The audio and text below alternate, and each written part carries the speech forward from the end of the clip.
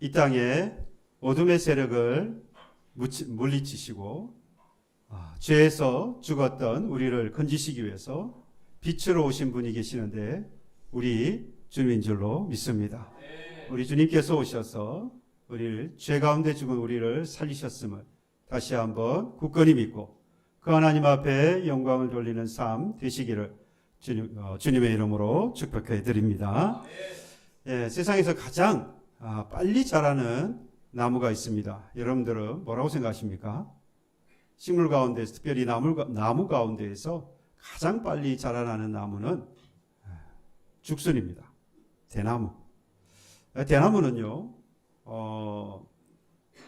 빨리 자라는 것들은 평균적으로는 30cm에서 하루에 1m까지 자란다고 해요.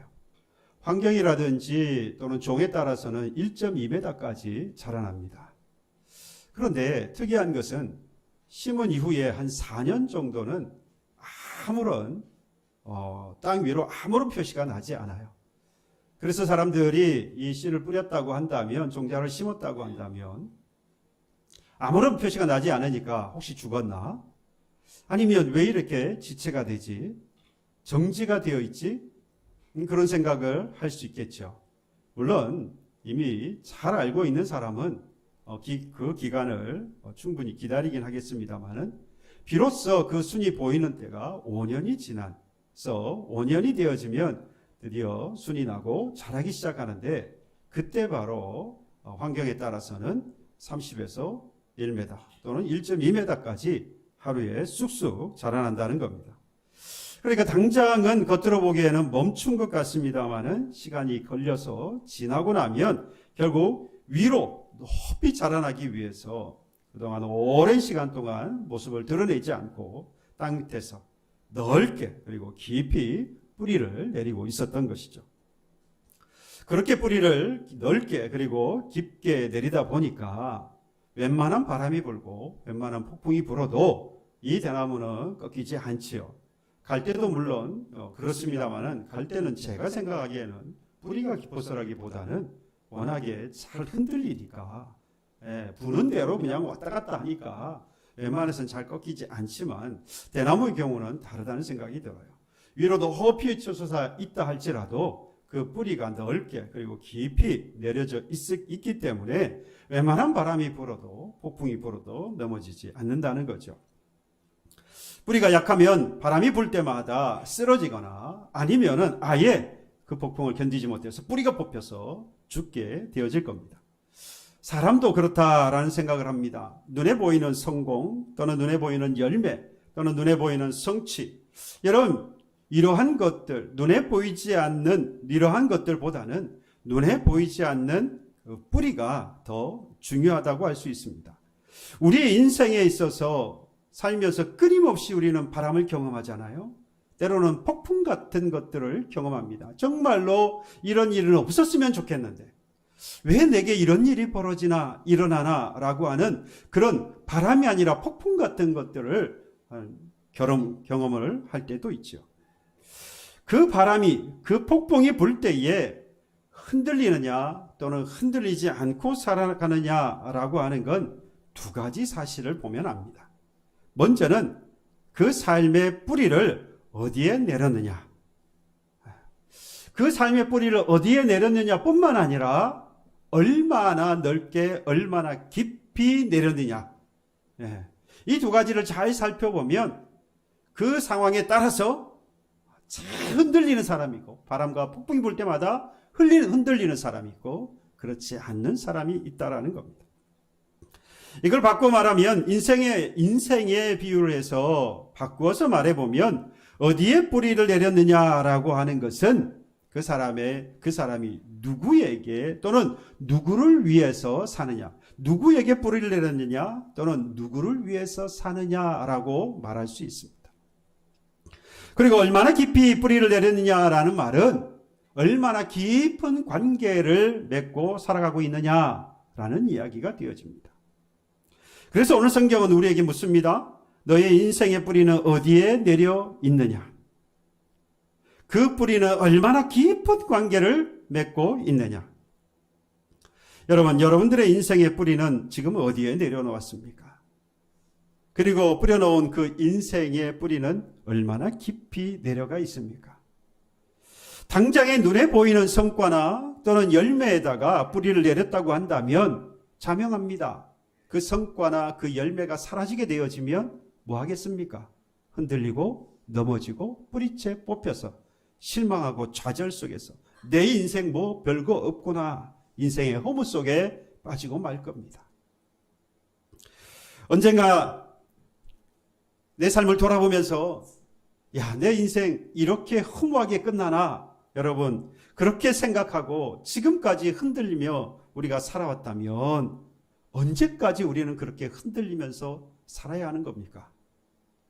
오늘 본문의 바울을 보면 비록 시간이 걸리더라도 제대로 뿌리를 내려서 어떤 일에도 흔들리지 않는 것이 무엇인지 그 방법에 대해 정확하게 우리에게 말씀합니다.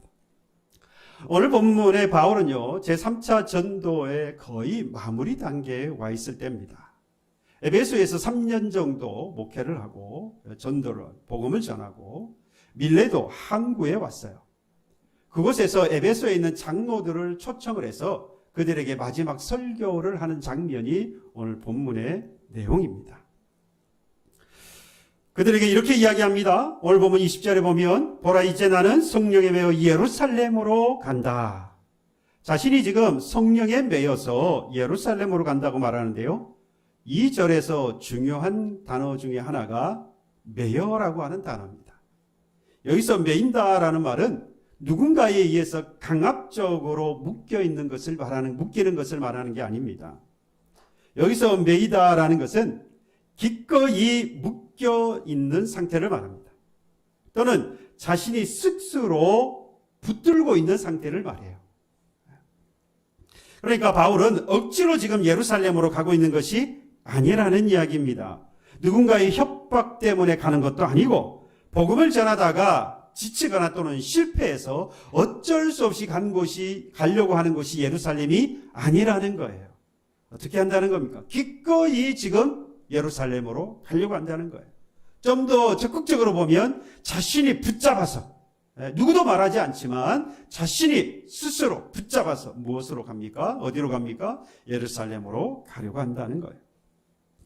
그런데 성령이 이미 23절에 보면 이런 이야기를 했어요.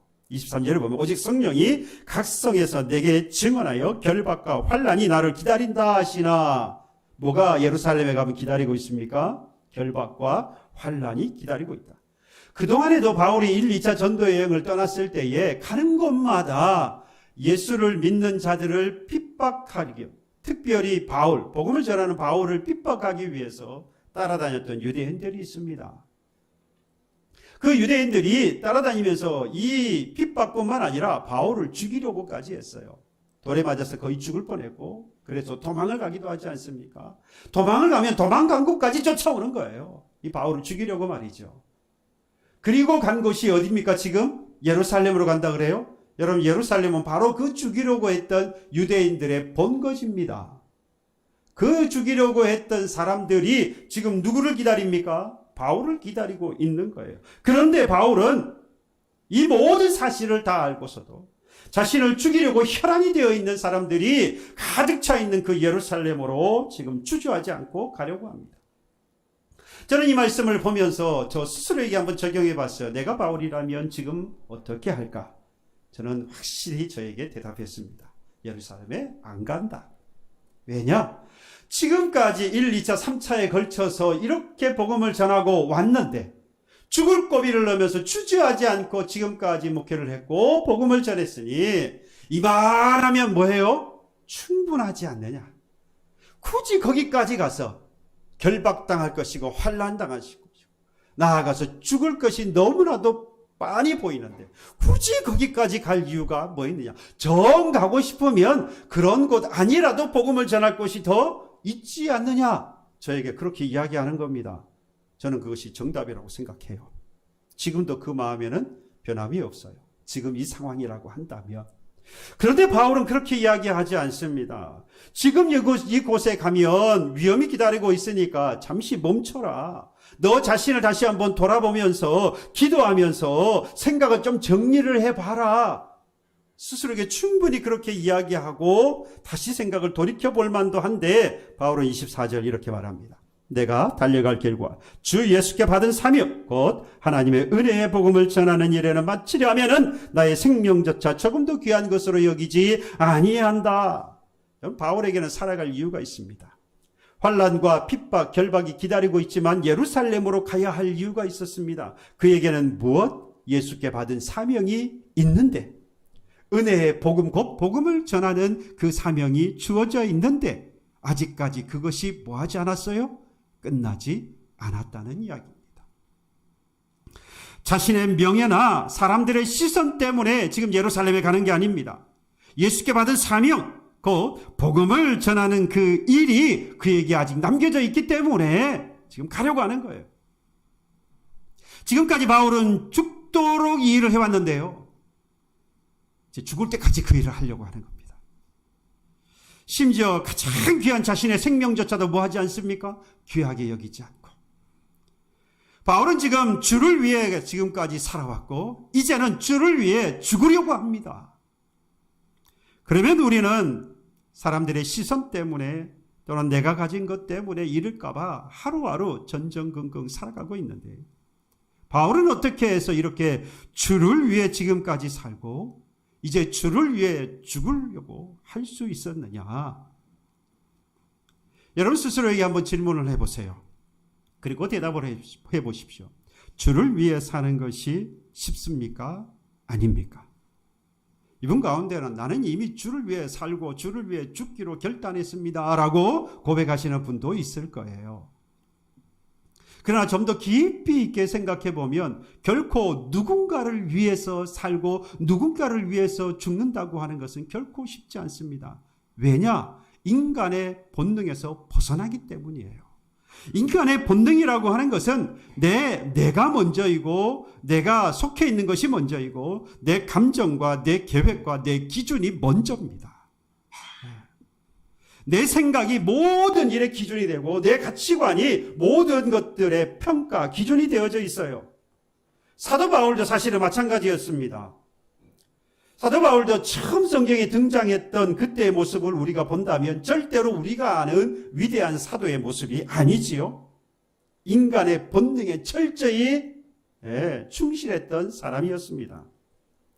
자기의 감정, 자기의 계획, 자기의 기준에 충실했던 사람이다 이 말이에요.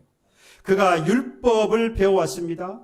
하나님에 대한 배운 율법에 대한 그 기준, 철저하게 이것을 지키며 살아왔고 이것을 기준으로 오늘까지 살아왔던 사람이 바울이에요. 이걸 절대로 무너뜨리지 않습니다. 그래서 예수를 하나님이라고 믿고 살아가던 바로 그 이단, 악한 이단들, 그게 뭐 있어요? 그의 입장에서는 예수 믿는 자들은 이단이고, 그리고 하나님이라고 하는 그들은, 그 예수를 하나님이라고 믿는 그들은 이단, 악한 이단이기 때문에 잡아야 되는 거예요. 감옥에 넣어야 되는 겁니다. 말씀대로 그들을 잡아서 죽여야 하는 겁니다. 이 일에 충실했던 바로 바울이었습니다. 그래서 바울은 이 스데반 집사가 잡혀서 죽는 현장에서 그의 죽음 당하는 것을 마땅하게 여겼다라고 했어요. 이때 바울은요, 스데반 집사가 죽는 그 현장에서 그저 지켜보았던 사람이 아니었습니다. 사도행전 7장 58절에 보면 이 스데반 집사가 죽는 그 현장에서 많은 증인들이 있었는데 그 증인들이 옷을 벗어서 바울의 발 앞에 두었다라고 했어요. 당시의 성경에 특히 이스라엘 백성들에게 있어서 겉옷이라고 하는 것은 그저 추위를 막거나 부끄러움을 가리는 수단이 아닙니다. 이 겉옷이라고 하는 것은 자신의 명예, 자신의 권위를 상징하는 거예요. 그러니까 바울의 앞에 그의 옷들을 벗어서 두었다라고 하는 것은 자신들의 모든 명예와 권위를 다 누구에게 이양했다는 겁니까? 바울에게 이양을 했다는 거예요. 다시 말하면 지금 이 바울은 이 스데반 집사가 죽는 그 현장에서 그 스데반 집사가 왜 죽나 또는 어떻게 죽나 이렇게 와서 고개를 쭉 내밀고 그저 쳐다보고 있었던 사람이 아니라는 이야기예요. 그 스데반 집사의 죽음의 현장에서 그 형을 집행하던 집행관이었다 이 말입니다. 이렇게 자신의 율법의 기준을 가지고 예수 믿는 자들을 잡을 계획에 충실하게 실행에 옮겼던 그 바울이 심지어 어디까지 갑니까? 시리아의 수도였던 다메섹까지 갑니다. 이 다메섹은요, 예루살렘에서부터 시작해서 그 270km나 됩니다. 혼자 가면 약 4일, 많은 사람들이 가족이 동원되어서 간다 그러면 적어도 7일 이상 걸리는 곳이 바로 이 다메섹이에요. 그런데 그곳에 예수 믿는 사람이 있다라고 하니까 그곳에까지 가서라도 사람들을 잡으려고 그 먼 길을 마다하지 않고 가고 있었어요. 그런데 그 길에서 이 바울이 주님을 만나는 순간이 있죠. 그 주님을 만나는 그 순간 이 바울의 삶의 방향이 완전히 바뀌게 되었습니다. 이 바울이 유대인들을 향하여서 이제 이후에 변화되어져서 유대인들을 향하여서 그의 회심의 사건에 대해서 사람들에게 간증을 하게 되어지는데 사도행전 22장 10절에 보면 그가 간증하면서 자기가 어떻게 변화되었는지 예수님을 만나는 그 순간을 기억하고 그 사람들에게 말하면서 그가 스스로 했던 고백이 한 가지 있어요. 주님을 만났을 때 그가 이렇게 이야기했습니다. 주여 무엇을 하리이까? 그동안은 내 기준과 내 감정과 내가 살아왔던 삶의 가치를 기준으로 가지고 내가 살아왔는데 이제는 누구를 위해서요? 주님을 만나는 순간 모든 것이 삶의 방향이 바뀌어져서 누구를 위하여? 주를 위하여 내가 무엇을 하리까? 라고 완전히 그의 삶이 변화졌어요. 이런 고백을 하고 있는 겁니다. 그동안 인간의 본능에 충실하여서 나의 감정과 나의 계획과 나의 기준을 따라 살아왔는데 예수를 만나고 나니까 그 모든 것이 한순간에 다 바뀌어 버렸어요. 그러니까 여러분, 주를 위해 산다라고 하는 것은 결심에서 시작되는 것이 아니라 뭐에서 시작되겠습니까? 만남에서 시작이 되어지는 겁니다. 사람은 만나는 존재에 따라서 이 인생이 완전히 바뀌어지는데요. 사랑하는 사람을 만나면 가치가 바뀝니다. 이전에는 사랑하는 사람을 만나기 전에는 아빠가 최고야. 엄마를 사랑해. 그런데 사랑하는 사람을 만나는 순간 엄마하고 아빠하고 사라지고 누가 사랑하는 사람이 최고가 되어집니다. 그래서 엄마 아빠가 슬퍼하죠. 여러분, 뿐만 아니라 스승을 만나게 되어지면 그의 인생의 길이 바뀝니다. 은혜를 만나게 되어지면 삶의 목적이 바뀌고요. 예수님을 만나게 되어지면 인생이 바뀝니다. 바울이 바뀐 이유가 무엇이라는 겁니까? 그의 인생이 바뀐 이유가 무엇이라는 겁니까? 예수님을 만났기 때문이라는 겁니다. 여러분들의 인생의 길이 바뀌었습니까? 여러분들의 인생의 목적이 바뀌었습니까? 그러면 누구를 만났다는 겁니까? 주님을, 우리 예수님을 만났다는 것입니다. 주님을 만난 여러분들은 여러분들의 인생의 삶의 방향이 이전에는 인간의 본능, 나의 본능에 따라서 나의 감정과 계획과 기준을 따라 살아왔지만 이제는 그 모든 것이 바뀌어졌어. 이제는 주를 위해 가는 길, 주를 위해 살 수 있는 길로 가는 저와 여러분들 된 줄로 믿습니다. 그러면 주님을 만나서 삶의 기준과 계획 그리고 방향 이 모든 것들이 바뀌어서 정말로 여러분들 주를 위해 살아가고 있나요? 바뀐 건 알겠는데 정말로 살고 있는가는 여러분 이건 다른 차원의 이야기예요. 내가 예수님을 믿는다라고 하는 것과 그 예수님을 믿고 내가 오늘 그 믿음을 따라 산다는 것이 전혀 다른 것처럼 내가 주를 위해 삽니다. 이런 주님을 만나서 내가 주를 위해 삽니다 하는 것과 진짜로 주를 위해 사는 것은 전혀 다른 차원의 이야기다 이 말입니다. 바울은 그러면 주를 위해서 어떻게 하면 살 수 있나에 대해서 정확하게 이야기를 했어요. 오늘 본문 24절과 22절 그리고 말하진 않았지만 고린도전서 10장의 말씀에 보면 이렇게 말합니다. 오늘 24절에 보면 나의 달려갈 길과 주 예수께 받은 사명 곧 하나님의 은혜의 복음을 전하는 일에 마치려 하면은 여러분 주님께 무엇을 받았다는 겁니까? 사명을 받았다는 거예요. 은혜의 복음을 증언하는 사명을 받았다라고 하는 겁니다. 뭘 붙들어야 한다는 거죠? 사명을 붙들어야 한다는 겁니다. 여러분, 교회에서 하는 일만이 사명이 아닙니다. 여러분들이 살고 있는 가정에서, 직장에서, 사회에서, 그리고 자녀로서, 부모로서 각자 여러분들에게 맡겨진 일들 또는 내가 맡은 그 모든 일들이 다 하나님이 주신 사명입니다.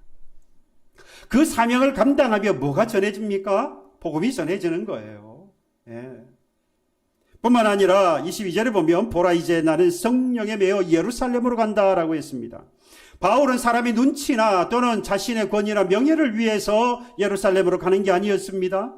그에게 뭐가 남겨져 있었습니까? 사명이 남겨져 있어요. 그 사명을 보고 즉각적으로 뭐 했습니까?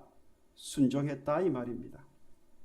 그 길 끝에 무엇이 있든 간에 그 길 끝에 결박이 있고 환란이 있다 할지라도 그 길 끝에 무엇이 있다 할지라도 그를 순종했습니다. 그 결과는 주님께 맡기고요. 오늘 자신이 해야 할 일들을 알고 그 일에 순종했다 이 말이에요. 뿐만 아니라 고린도전서 10장 31절의 말씀 먹든지 마시든지 무엇을 하든지 다 하나님의 영광을 위해서 하라라고 했죠. 하나님께 영광을 돌리는 것. 여러분, 주를 위해 산다는 것은 그 궁극적인 목적에는 바로 이 하나님의 영광을 위해 산다는 것이라고 할 수 있겠죠. 사람의 목적, 사는 인생의 목적, 나의 기쁨이 아니라 하나님의 기쁨이 그 삶의 목적이 되어지는 것입니다. 바로 이것이 주를 위해 사는 실제적인 길인 겁니다. 그러니까 우리는 내가 주를 위해 실제로 살기 위해서 뭘 붙잡아야 돼요?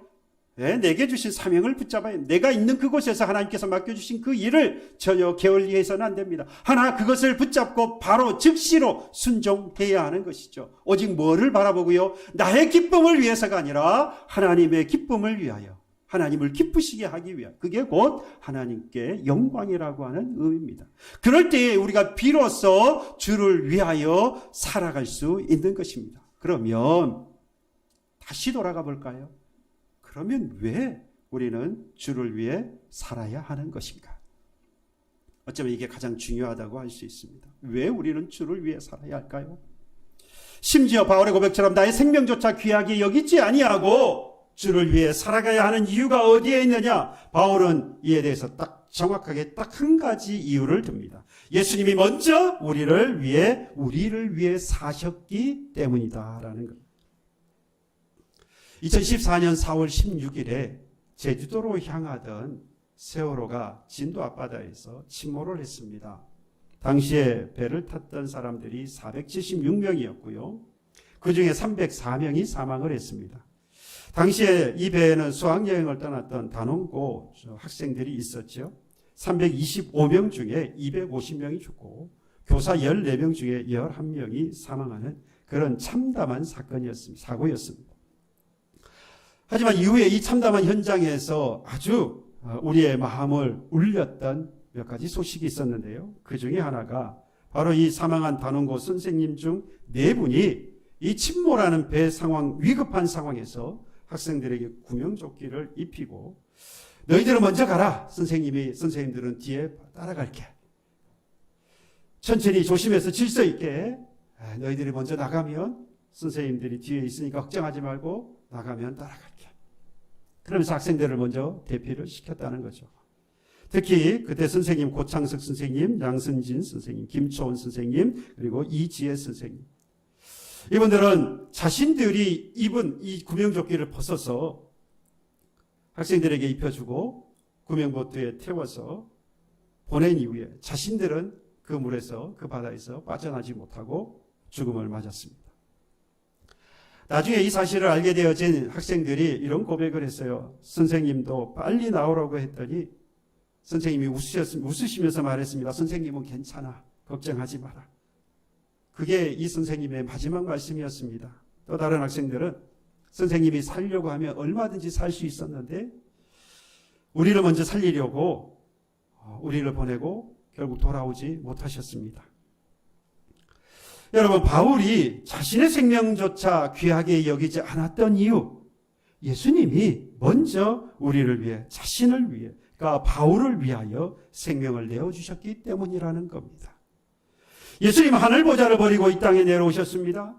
천사들의 찬양과 영광을 받지 아니하시고 연약한 인간의 몸을 입고 악한 이 땅에 오셨어요. 왕궁이 아니라 천한 말구 위에서 태어나셨습니다. 부유한 자가 아니라 가난한 자로 오셨습니다. 높임을 받는 자리가 아니라 멸시와 조롱을 받는 자리로 오셨어요. 어릴 때에는 사람들에게 비난을 당하고 버림을 받고요.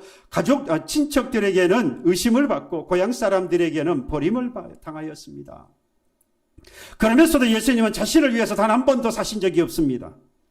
배가 고플 때, 지치고 피곤할 때 사람들이 찾아오면 예수님이 말씀하셨습니다. 요한복음 4장 34절에 나의 양식은 나를 보내신 이의 뜻을 행하며 그의 일을 온전히 이루는 이것이니라.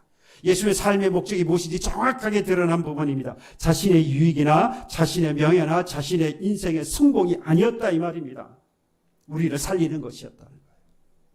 우리를 죄에서 건지시는 것이었습니다. 우리를 사랑하시는 것이었어요. 결정적인 모습이 어디서 드러났습니까? 겟세마네 동산에서 기도하시던 그때의 모습을 우리는 기억하지 않습니까? 온 세상의 죄를 다 짊어지시고 그리고 그 앞에 지나가셨던 그 눈앞에 지나가던 그 잔을 바라보면서 예수님의 땀은 핏방울이 되었습니다. 나의 아버지여, 만일 할 만하시거든 이 잔을 내게서 지나가게 하옵소서. 인간의 고통이 얼마나 큰 것인지, 예수께서 당하시는 그 고통과 그리고 그 두려움의 무게가 얼마나 컸던지 예수님의 두 어깨를 짓눌렀습니다. 그 마음을 짓눌렀습니다. 여러분, 우리를 살리는 길이 얼마나 혹독한지 주님은 누구보다도 잘 알고 계셨던 거죠. 그러나 예수님은 무릎 꿇고 이어서 기도하셨습니다. 그러나 나의 원대로 마시고 아버지의 원대로 하옵소서. 그 순간에 예수님은 자신을 위한 길이 아니라 우리를 위한 길을 선택하신 것이죠. 그리고 결국에 수치와 저주와 죽음의 십자가를 지고 말씀하십니다. 다 이루었다. 여러분, 다 이루었다는 이 말씀은 나는 이제 너희를 위해서 아무것도 남기지 않았고 모든 것을 다 주었다. 그럼에도 불구하고 나는 더 이상 아무런 후회도 없다. 너희는 내 것이다. 사랑의 선언인 거예요. 여러분, 예수님이 먼저 우리의 생명을 위해서 자신의 생명을 주셨습니다. 예수님이 먼저 우리를 위해서 하나도 남기지 않고 자신의 모든 것들을 내어 주셨습니다. 그래서 바울이 고백할 수 있었던 거예요. 나의 생명조차도 조금 더 귀한 것으로 여기지 아니한다. 바울이 먼저 고백할 수 있었던 게 아니라는 거예요. 예수님께서 자신을 얼마나 사랑하셨는지 어떻게 사랑하셨는지를 그가 깨닫고 믿었기 때문에 내 생명조차도 귀하게 여기지 아니하고 주를 위해 살아가겠노라고 결단하고 그 일을 살아갈 수 있었다는 이야기입니다. 그는 예수님의 사랑을 알았고요. 그리고 나서야 주를 위해 사는 것이 가장 가치 있는 삶이라고 하는 것을 깨달았습니다.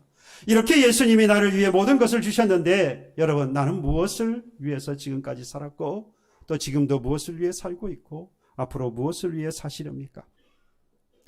예수님이 나를 위해서 십자가를 선택하셨는데 나는 어떤 선택을 해야 하겠습니까? 주를 위해 사는 삶은 잃어버리는 삶이 아닙니다. 주를 위해 사는 삶은요, 가장 영광스러운 삶입니다. 예수님이 나를 위해 먼저 생명을 내어주셨으니 여러분, 주님, 나도 이제 주님을 위해 살겠습니다 라고 하는 바울의 고백처럼 우리가 함께 고백할 수 있기를 주님의 이름으로 축복합니다. 나아가서 주님을 위해 하나님께 받은 그 사명을 가정과 교회와 사회에 가지고 나아가서 주를 위해서 힘써 일하며 이를 행함으로 하나님께 영광 돌리는 저와 여러분과 여러분들의 가정이 되기를 주님의 이름으로 축복합니다.